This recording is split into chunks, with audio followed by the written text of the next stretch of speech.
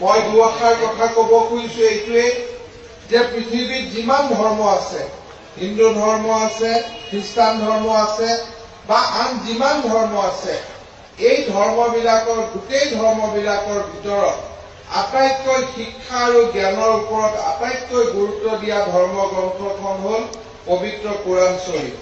পবিত্ৰ কোৰাণ শ্বৰীফত প্ৰথম শব্দটোৰ পৰাই শেষলৈকে এই পবিত্ৰ কোৰাণ শ্বৰীফে জ্ঞান আৰু শিক্ষাৰ ওপৰত আটাইতকৈ বেছি গুৰুত্ব দি আহিছে।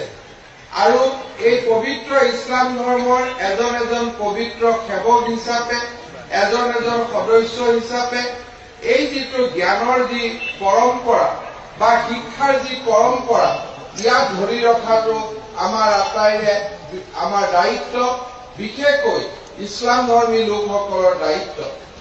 জ্ঞান বুলি কওঁতে আমি সকলোৱে জানো যে আমাৰ বিশ্বনবী হজৰত মহম্মদে জ্ঞানৰ বাবে ইছলাম ধৰ্মী লোকক প্ৰয়োজন হলে চীন দেশলৈ যাব কৈছিল আৰু তেখেতে ইমানলৈকে কৈছিল যে এজন জ্ঞানী লোকৰ কলমৰ যি মূল্য, সেই কলমৰ মূল্য এজন শ্বহীদৰ মূল্যতকৈ, শ্বহীদৰ তেজৰ মূল্যতকৈও বেছি।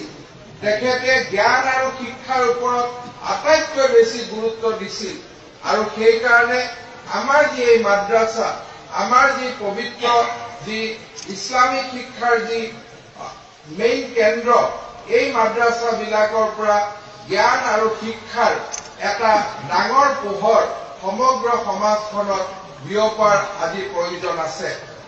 আজি আমাৰ সমাজখনত আটাইতকৈ প্ৰয়োজন হৈছে যে আধ্যাত্মিক শিক্ষা। আমাৰ সমাজখনত আমাৰ মানুহ আগবাঢ়িছে, মানুহৰ গাড়ী